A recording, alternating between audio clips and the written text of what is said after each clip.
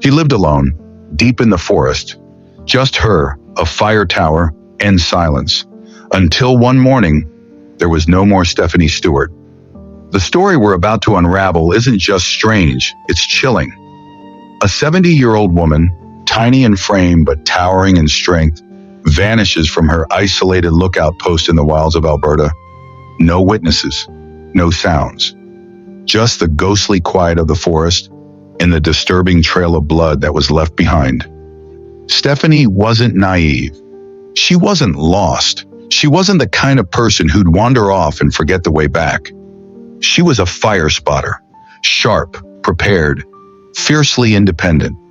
For 18 years, she kept watch over the dense Canadian wilderness, scanning the trees for smoke, her eyes trained to catch danger before anyone else. But one August morning, she didn't check in, and what they found at her cabin would raise more questions than answers. Blood smeared on the walls, a kettle still warm, and a life simply gone. What really happened that night? Was it a drifter, a hiker she'd once welcomed with a smile, or something darker, something planned? Welcome to True Crime's Ratels. If you haven't already, hit that like button, subscribe for more gripping true crime stories, and leave a comment below.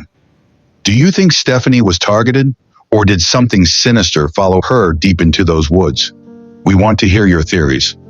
Because this case, it's the only one of its kind in Canadian fire tower history, secluded, brutal, and still unsolved.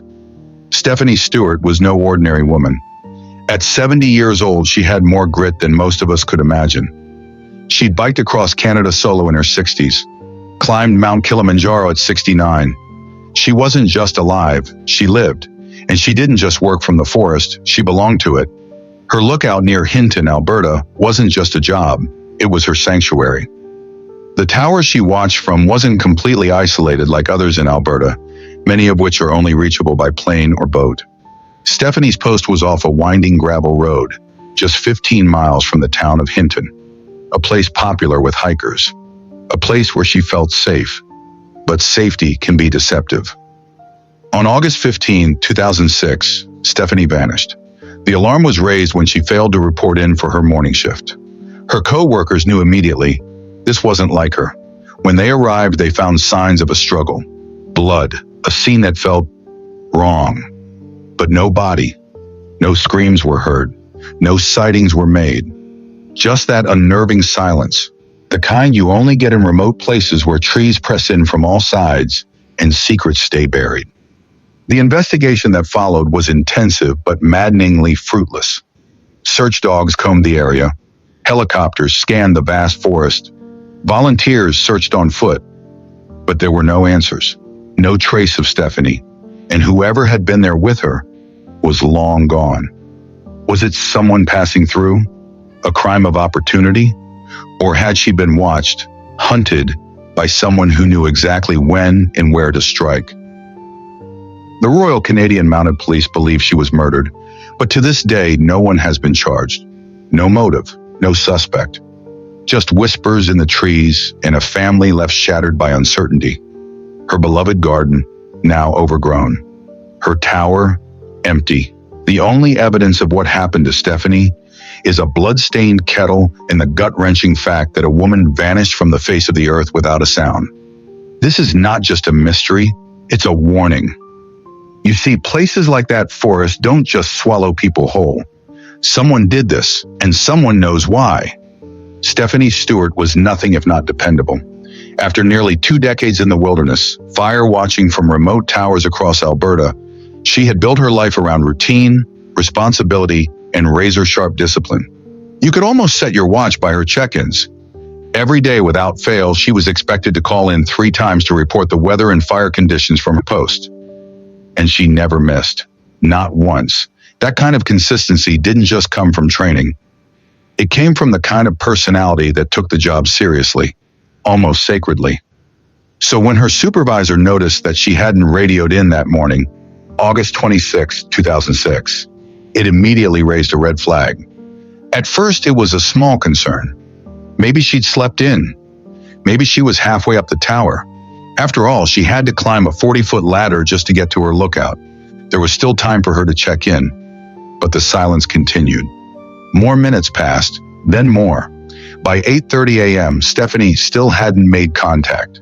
That familiar voice, always calm, always punctual, was absent. And what began as a minor deviation started to feel ominous. Her command post began calling the landline at her cabin, hoping to catch her on foot. That's when things got strange. Some reports, though not universally confirmed, claimed that a few of those calls were answered. But no one spoke. Just a few seconds of unnerving silence. Then the line would go dead. Who was picking up? Why weren't they saying anything? And where was Stephanie? That was the moment everything shifted. Her supervisor knew something was wrong. Deeply, unshakably wrong. Even for someone as healthy and experienced as Stephanie, accidents could happen. A fall, a sudden medical episode, or something far worse. A decision was made. Another fire spotter was sent to check on her. It didn't take long to confirm the worst suspicions. When they arrived at her site, deep at the end of a long gravel road, 15 miles from the nearest town, Stephanie's white Dodge Ram pickup was still parked right outside the cabin. Still, undisturbed. That alone sent a chill down the spine. If her truck was still there, she couldn't have gone far. In fact, she likely hadn't gone anywhere at all. They knocked on the cabin door. No answer. Then they saw it. Blood on the wooden steps leading up to the door. Inside, the scene was just off. A pot of water still sat on the stove, boiling away. It was clear Stephanie had been in the middle of making breakfast, or maybe coffee, when something interrupted her. Whatever it was, it had happened fast. It had happened recently, and it had taken her. They searched the tower, the surrounding brush, called her name, but there was no sign of her. At this point, the RCMP was called. Officially, Stephanie Stewart was a missing person, but everyone already had that sinking feeling. This wasn't a case of someone wandering off. She hadn't gone into town for supplies. She would have let someone know. She always did. She would have also notified other nearby spotters, just in case her tower went unwatched. That was her protocol. We're told this disappearance didn't fit the pattern of Stephanie's life. It wasn't voluntary, and it wasn't random. Early theories included the possibility of a medical emergency. Maybe she'd become disoriented or collapsed and wandered into the woods. Another possibility, a wild animal attack.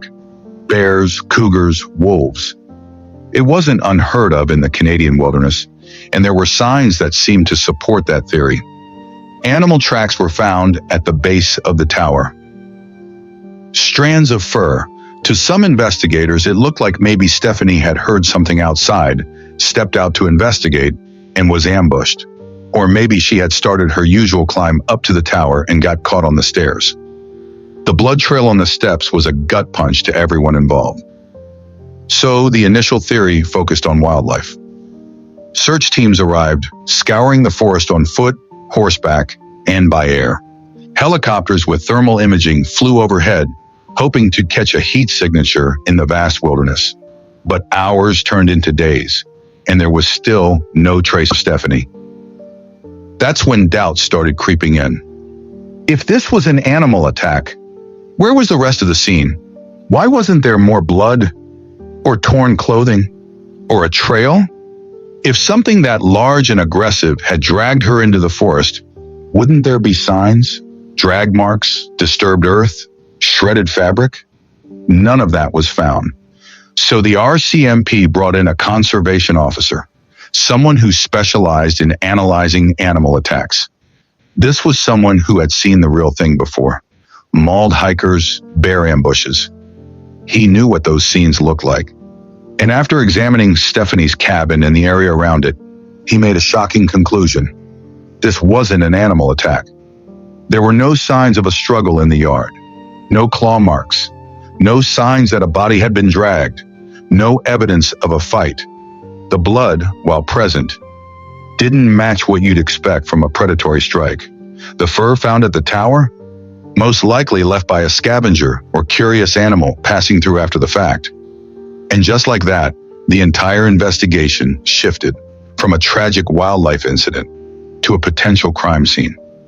That's when the Major Crimes Unit took over, and what they found next only deepened the nightmare. Up until this point, investigators had been laser-focused on the idea that Stephanie Stewart had been attacked by a wild animal. It made sense on the surface. After all, she was living out in the remote wilderness of Alberta, surrounded by thick forest, wild predators, in complete isolation. But the more they looked, the more the cracks in that theory started to show. When officers finally turned their attention to the inside of Stephanie's cabin, that's when everything started to change. Inside, something didn't sit right. The boiling pot of water still left on the stove was the first clue Stephanie had clearly been in the middle of something normal, something routine. That water didn't just boil itself.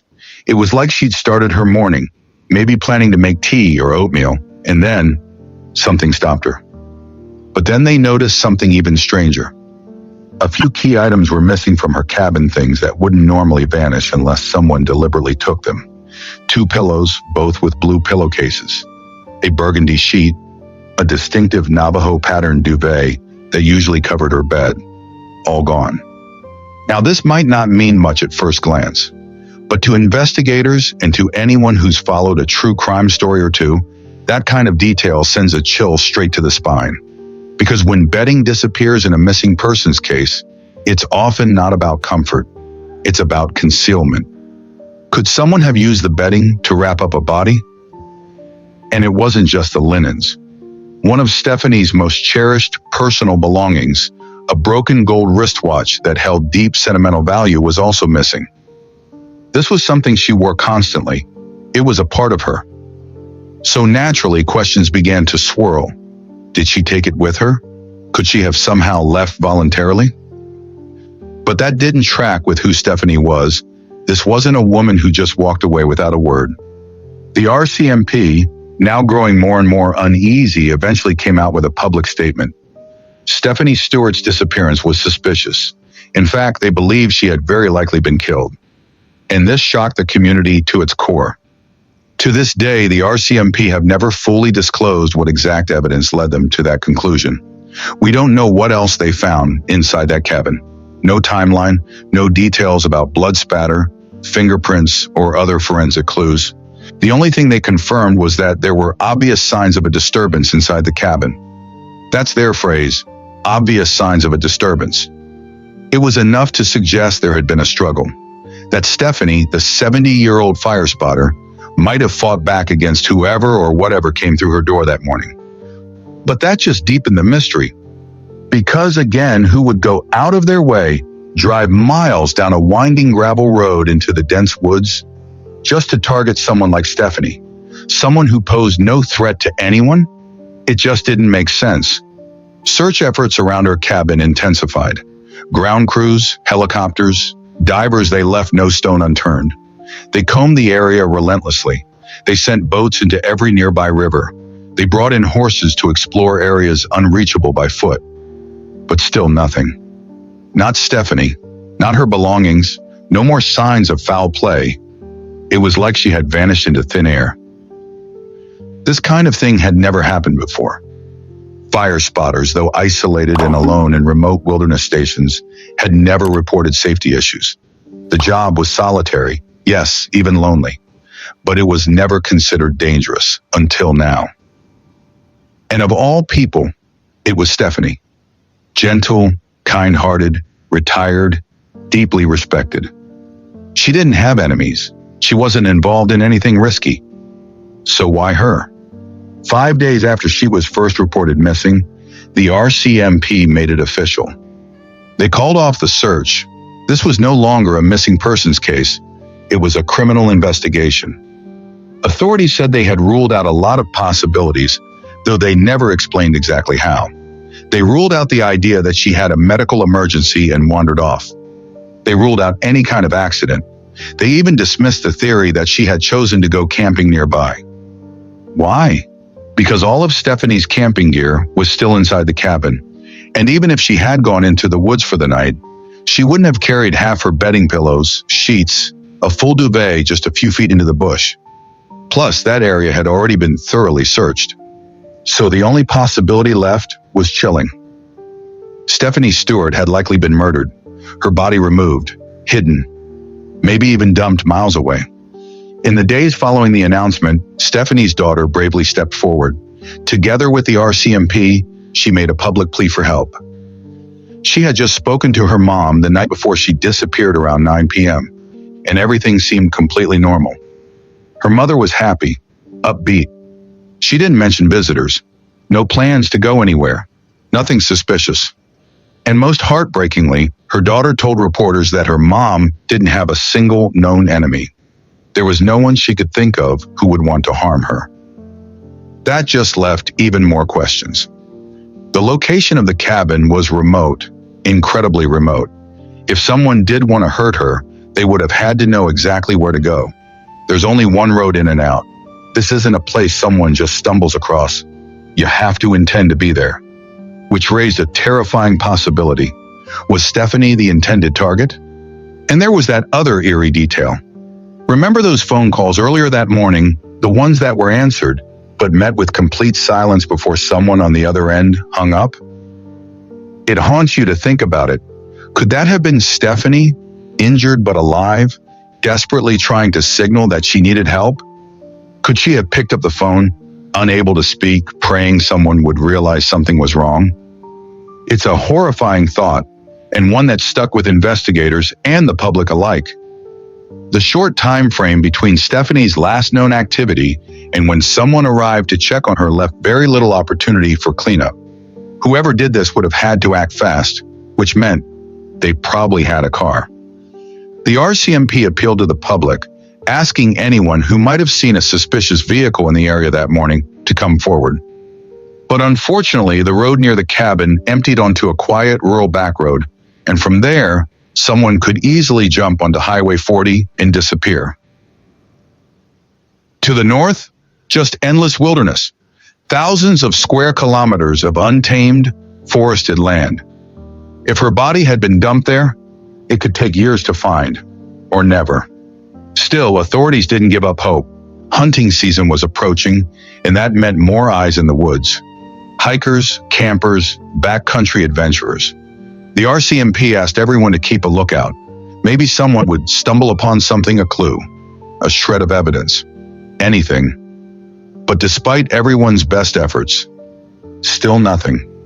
By September, desperate for leads, Stephanie's union and the Parks Ministry offered a $20,000 reward for information leading to an arrest. There was hope that this reward might be enough to shake something loose, because around the area, a disturbing theory had begun to circulate. In the years leading up to Stephanie's disappearance, northern Alberta had been experiencing a quiet crisis, a sharp rise in drug activity. Meth, cocaine, trafficking. It was getting worse. The influx of oil workers had brought money and people, and that brought crime. Local police had busted trafficking rings operating out of back roads, abandoned homes, and even remote fire towers. And some began to wonder, could Stephanie's isolated location have made her an accidental witness? One theory went like this. Traffickers had been using the road near Stephanie's cabin for a deal. Maybe they assumed the cabin was empty after all. Fire spotters only occupy it for half the year. But they showed up while Stephanie was there. She may have confronted them. Maybe she fought back. And maybe they panicked. Another version of the theory suggested that she saw something she wasn't meant to. Maybe a deal going down on the hiking trails or in the woods beyond her cabin. Maybe she didn't even speak to anyone, but they saw her and decided to silence her. But still, it didn't add up perfectly. Would traffickers who usually try to stay invisible really risk everything by attacking a civilian and then going through the effort to hide her body? Wouldn't that only draw more attention? That's why even the most plausible theories still left investigators scratching their heads. Winter eventually rolled in, freezing the search in its tracks. Snow blanketed the land. If there had been any evidence left out there, it was now buried, possibly lost for good. When spring came in 2007, the RCMP jumped back into action. They distributed flyers to every hiker, camper, or tourist who had registered in the area the previous summer. They even mailed letters to people who had stayed at nearby campsites in August of 2006, just in case someone had unknowingly seen something during their vacation. But again, No new tips, no fresh leads, just silence. Stephanie Stewart was gone, and no one knew how or why. With no signs of Stephanie Stewart anywhere, no body, no personal belongings except what she left behind in the cabin, the RCMP knew they were working against something more insidious than the wild. They started putting up flyers across the region. Billboards were installed along nearby highways, and signs were posted in Jasper National Park, just a short distance away. But despite casting a wider net, nothing came back. Not one solid lead. Not a single call that led anywhere. All they had was silence. But sometimes tragedy opens eyes and forces change. And in Stephanie's case, one silver lining began to form. Her disappearance sparked a serious reassessment of fire spotter safety across Alberta. You see, until that moment, no one really questioned how vulnerable these workers were. Everyone focused on the obvious dangers: wildfires, remote terrain, possible animal encounters. But few had truly stopped to ask, what happens if a dangerous person comes calling? And Stephanie's tower, it wasn't buried deep in some impenetrable forest. It was accessible, very accessible. There were even signs nearby pointing hikers directly to her location, almost like it was a scenic stop, not someone's workplace, not someone's home. So the province took action. They added two-way radios with emergency panic buttons to every tower. Personal locator beacons became standard issue. Spotters now had to wear them at all times. Self-defense training was introduced as part of onboarding. Daily check-ins increased. What had once been a quiet, independent job now came with layers of security and protocol, because it took Stephanie vanishing to realize just how open to danger these people really were. Cabins got upgrades too. Old wooden doors were replaced with reinforced steel. Locks were strengthened. Fences and gates were added. And perhaps most importantly, those signs that had once welcomed the public were taken down. The gravel road that once led anyone and everyone straight to Stephanie's tower closed to civilian traffic. All necessary changes, but they came too late for her. And as time passed, the case began to fade from the headlines. The billboards came down. The coverage slowed. So did the tips. 12 years passed. Then in 2018, the RCMP tried something bold. They decided to go back. Not because a new lead had surfaced, not because someone had come forward, but because they refused to let Stephanie's case grow cold. Over 100 search and rescue personnel were called in from across the province. A mobile command post was set up near her tower. For 5 intense days, they combed more than 30 square miles of rugged terrain, some of it the very ground they'd scoured back in 2006. This wasn't just another job for many of them. Some of the searchers had been part of the original response. 12 years hadn't dulled their determination. Everyone was equipped with GPS this time. Every path was logged. Areas like Jarvis Lake and Highway 40, possible disposal sites, were covered thoroughly. That stretch of land, empty and open, was still haunting. And yet, once again, nothing. No new evidence, no new answers. And so Stephanie's case was officially handed over to the Historical Homicide Unit, a specialized division that takes on unsolved cases with long timelines. The good news? They never close a case until it's solved, and they've said publicly that they believe this one can be solved. But they need the right person to speak up. At this point, all we really have are theories. And there are plenty. Some believe it was a stranger, a random traveler, maybe a hiker who came across Stephanie and saw an opportunity.